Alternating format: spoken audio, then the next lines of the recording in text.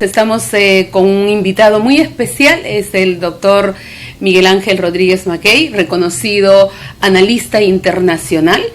Además, es el decano de la Facultad de Derecho de la Universidad Tecnológica del Perú.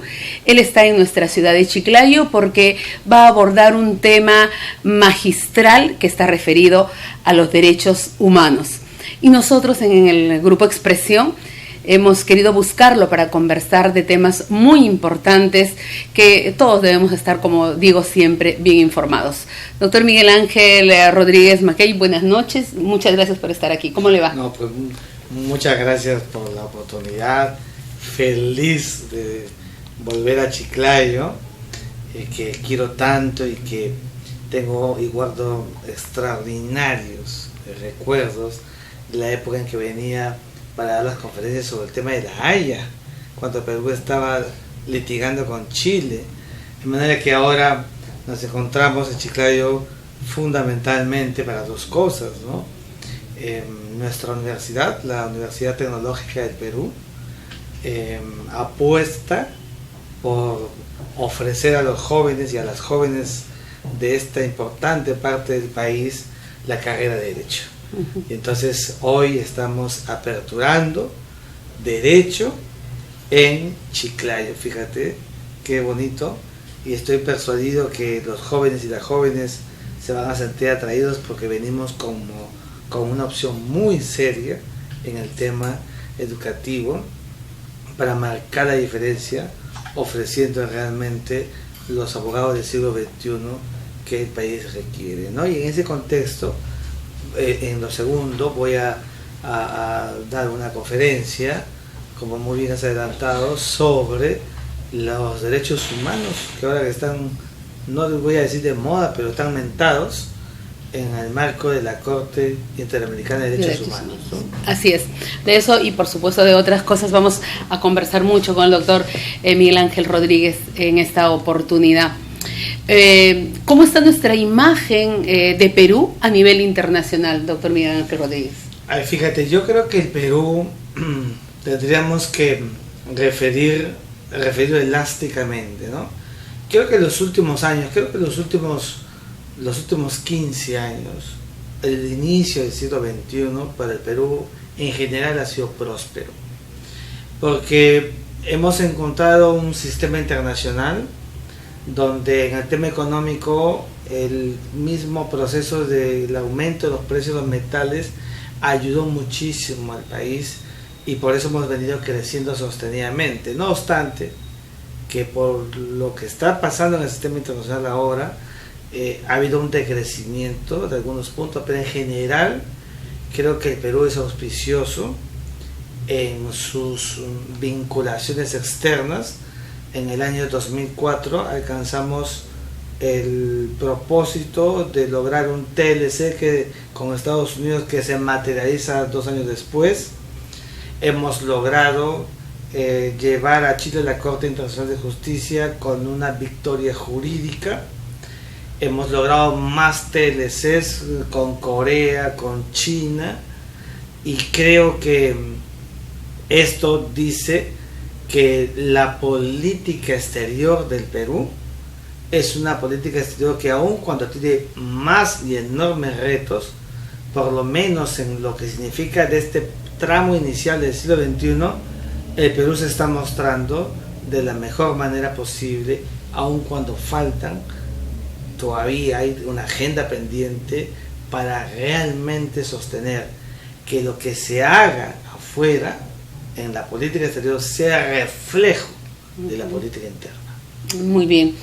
Esta sentencia en la Corte sobre el caso Chavín de Huántar, ¿qué lectura le deja a nuestro país, a todos los peruanos? Bueno, fíjate, yo creo que hay dos cosas que decir fundamentales. Primero, que la Corte ha sido muy clara en excluir a los comandos de la operación Chavín de Huántar de cualquier imputación objetiva sobre este caso que fue alzado en la Corte hace algún tiempo. Y esto es muy importante porque nuestros militares están ajenos y distantes no porque ya solamente lo diga el Estado peruano, sino porque la propia Corte ha dicho que no alcanza la dimensión de su resolución a los comandos Chavín de Huanta. En segundo lugar, lo que sí creo que es importante es que la Corte está respetando el proceso jurisdiccional iniciado en el Perú, porque no hay otro nuevo proceso. Es el mismo proceso judicial que la Corte le pide al Estado peruano, que es el imputado en general, aquí no son personas, sino es el Estado peruano, para que reinicie un proceso de investigación profunda.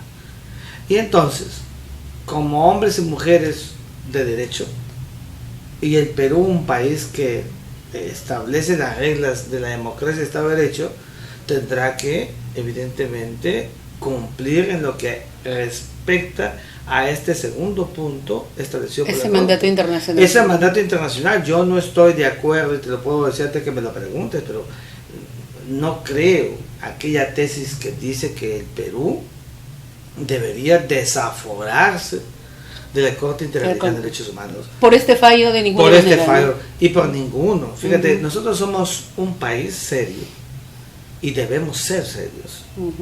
Si formamos parte de un sistema interamericano, lo tenemos que hacer en todo. Somos parte de la OEA, y la OEA tiene un mecanismo supranacional que es la Corte Interamericana de Derechos Humanos. El Perú ha firmado el Pacto de San José de Costa Rica. Es decir, el gran costo para un país como el nuestro de denunciar o salirse del Pacto de San José es realmente muy, pero muy agudo. Lo más inmediato es que cuando un Estado se desafora, se ve poco serio internacionalmente. Y eso carrea en otro tipo de cosas. Y los ¿no? procesos de inversión Así es, efectivamente, no van a llegar. Efectivamente. Los países son serios y cuando muestran confianza, las inversiones llegan inmediatamente. Pero donde no hay reglas claras, intraestatales en el derecho o supraestatales, es donde se producen estos disloques que no le harían, por supuesto, nada bien al Perú. Entonces, la opinión pública tiene que estar mejor informada, es decir, de estos tratados, de estos acuerdos, de que un país que vive un Estado de Derecho, que es democrático, tiene que cumplir los fallos, nos guste o no nos guste. Exactamente, tú has dicho las palabras que hemos venido diciendo en los últimos días en Lima, y lo quiero replicar aquí en Chiclayo. El sistema interamericano, la supranacionalidad del sistema interamericano es para que se cumpla, nos guste o no nos guste, porque si no nos convertimos en un Estado paria que se extrapone a intereses o a fallos según los intereses, y eso no es serio. Muy bien. Doctor Miguel Ángel Rodríguez, las relaciones con los países Bolivia, Brasil y Chile son óptimas, pese a algunas situaciones históricas. Creo que la actitud que tenemos los ciudadanos peruanos, chilenos, brasileños, bolivianos, van superando a temas de historia. Sin duda. Yo creo que has tocado 3 países vecinos, además, con los que tenemos una agenda bilateral, ¿no es cierto?, que la podríamos decir en los siguientes términos. Primero, con Chile nosotros ya hemos cerrado cualquier problema de límites. Pero se ha cerrado cuando tenemos a veces esos problemas, por ejemplo, de espionaje. Usted dijo un día a la prensa, Chile o cualquier otro país nunca va a reconocer que hace prácticas de espionaje en una nación. Es verdad, y lo que te quiero decir cuando digo lo que dije es que el espionaje, que es histórico, que lo usan todos los países en tiempo de guerra y en tiempo de paz, es un puro realismo político, y los estados tenemos que aprender a soportarnos en esa dimensión. Creo que fue un error del canciller anterior, ¿no es cierto?, sostener que Chile nos iba a pedir disculpas por eso.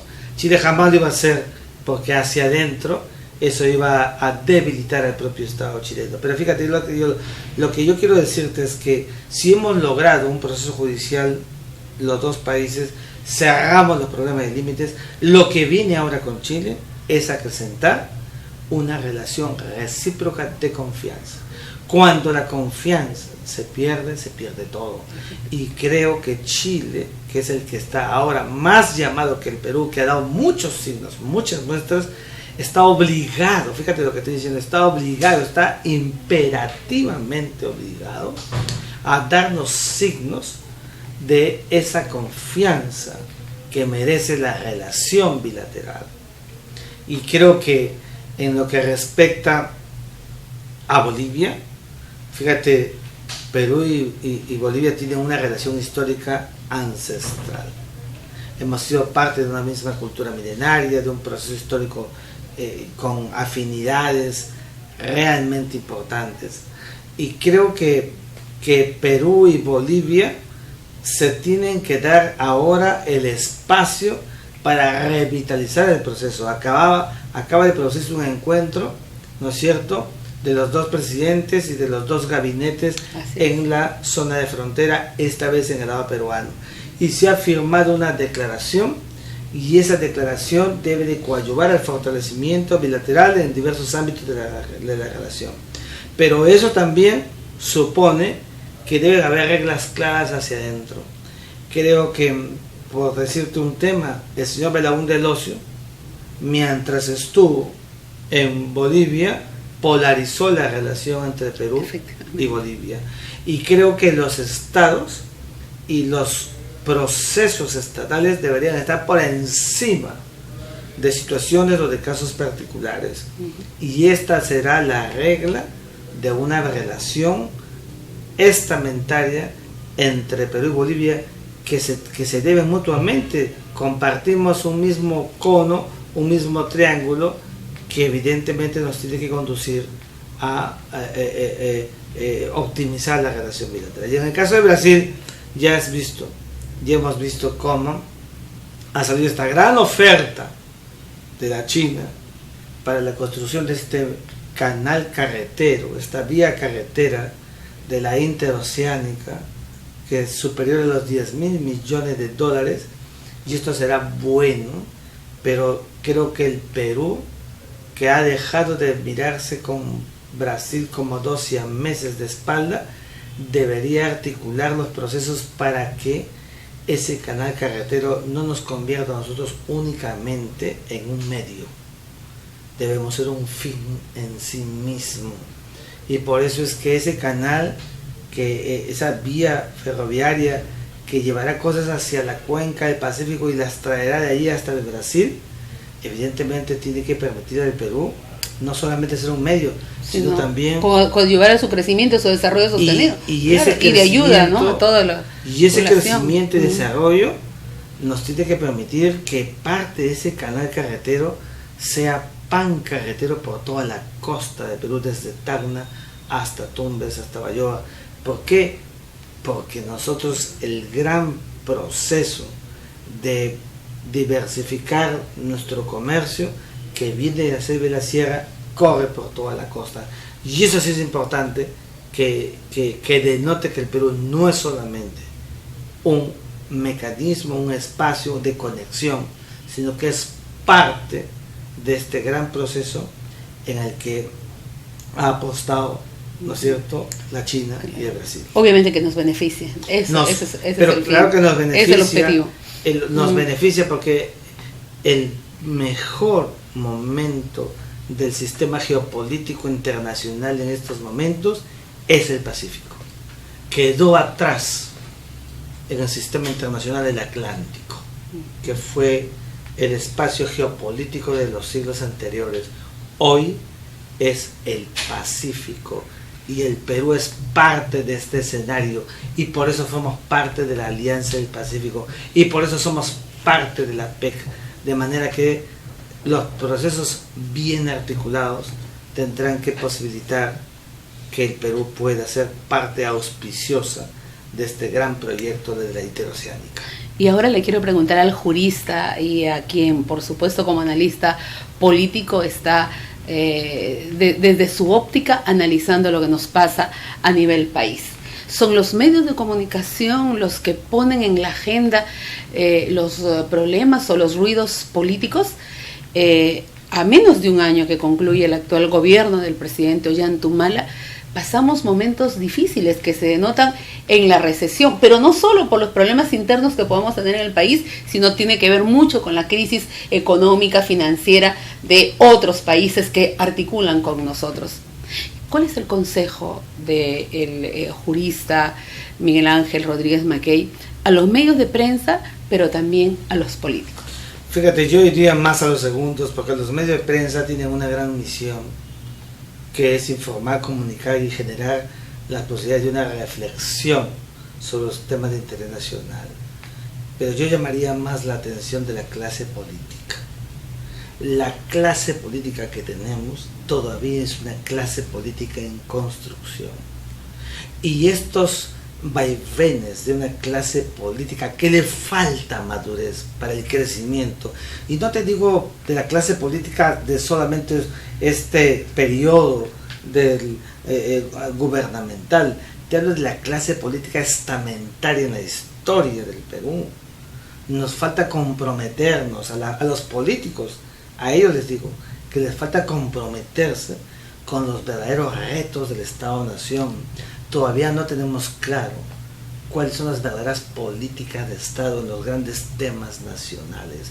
Y entonces, cuando la clase política, con sus inconductas y sus informalidades, las revelan, los medios de comunicación aparecen para solventar e informar lo que está pasando.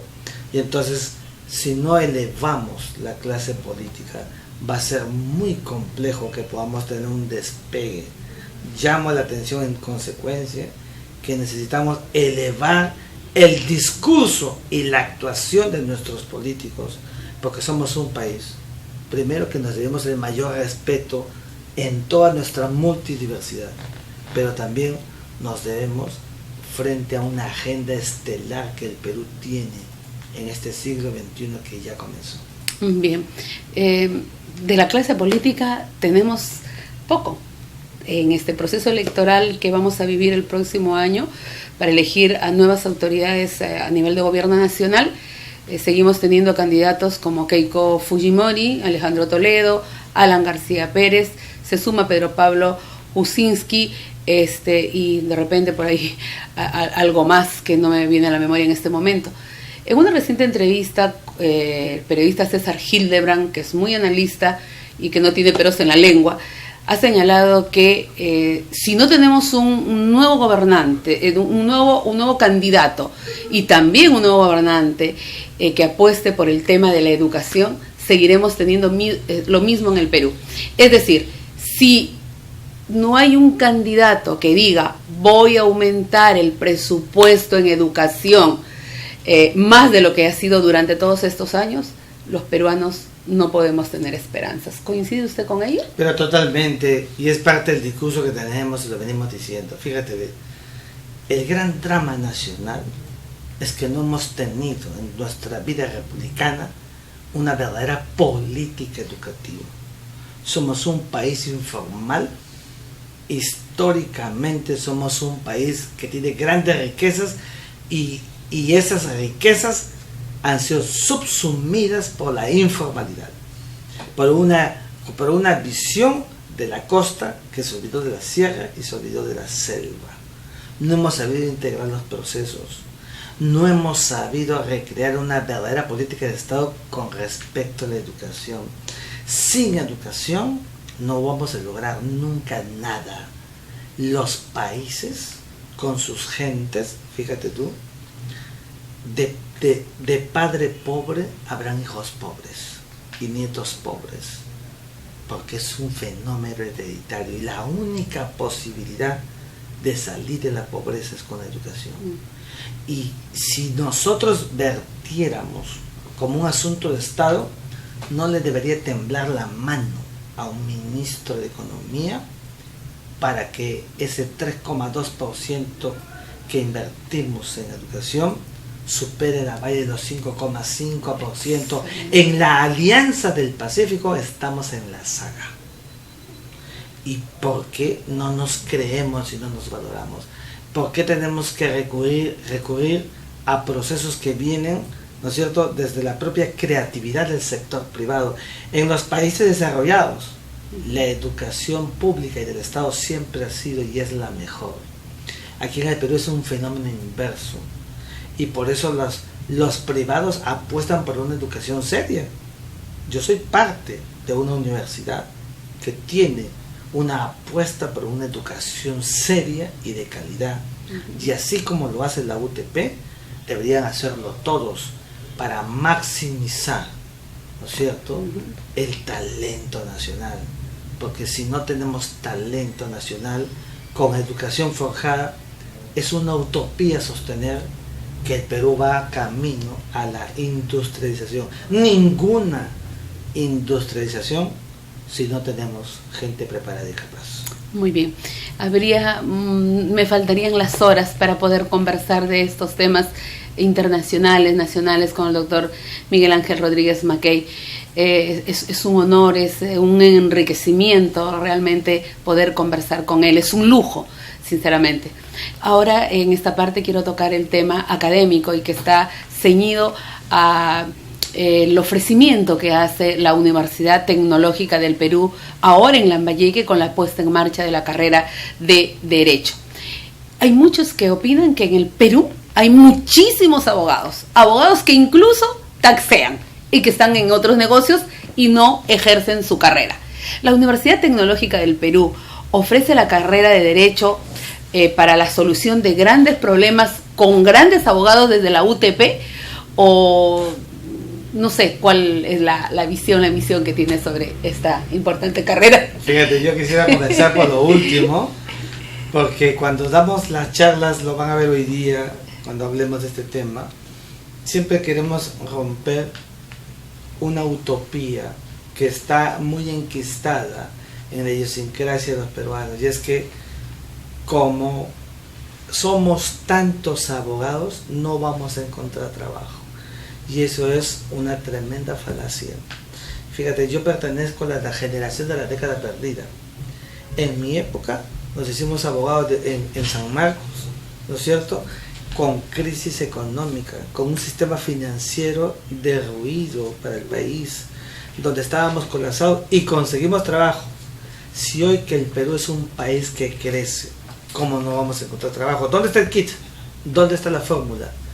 En que tenemos que buscar abogados que no sean abogados con una visión tradicional, sino abogados con visión corporativa, abogados que sean los verdaderos articuladores de los procesos como las pequeñas y medianas empresas, que es lo que requiere el país.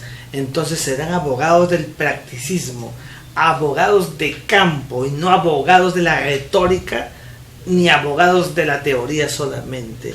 Entonces eso necesita el Perú, porque un país sin normas jurídicas y sin científicos de la norma jurídica se podría tambalear, y por eso es importante que contemos con abogados comprometidos, con una visión corporativa empresarial, y esa es la apuesta que tiene la Universidad Tecnológica del Perú. Fíjate, es una universidad de ingenierías, pero que tiene una facultad de Derecho que tiene ya casi 14 años, y que en ese marco estamos aquí en la hermosa ciudad de Chiclayo para lanzar la carrera de Derecho, de la que estoy persuadido por la manera como viene siendo conducida por los expertos de esta parte que preside y que dirige Guillermo del Piélago y Gustavo Duncan Taboada. Estoy persuadido que vamos a lograr más allá de las expectativas que teníamos en mente. Así que invitamos a los jóvenes y a las jóvenes para que puedan visitar nuestro campus y conocer realmente lo que ofrece la UTP a las jóvenes y a los jóvenes del Perú. Muy bien, y para finalizar, estamos próximos a celebrar el aniversario patrio en nuestro país. Yo quisiera pedirles un mensaje a todos los peruanos que nos ven y también cómo deberíamos empezar a trabajar próximo a cumplir nuestro bicentenario en el Perú, ¿no?, de la independencia. Has dicho lo que en realidad yo creo que la apuesta por celebrar las fiestas patrias en tan pocos días debe ser mirarnos en el bicentenario. Justamente en la UTP estamos desarrollando unas jornadas anuales que se llama Perú rumbo al bicentenario, donde los principales líderes políticos del país exponen su visión país, y creo que cada peruano, sin necesidad de ser un líder principal político del país, cada peruano tiene que recrear el Perú rumbo al bicentenario. Esa es la apuesta para recrear y unificar lo que debe ser nuestra mirada unívoca de integración nacional. Muchas gracias. A ustedes, muchas gracias. Muchas gracias.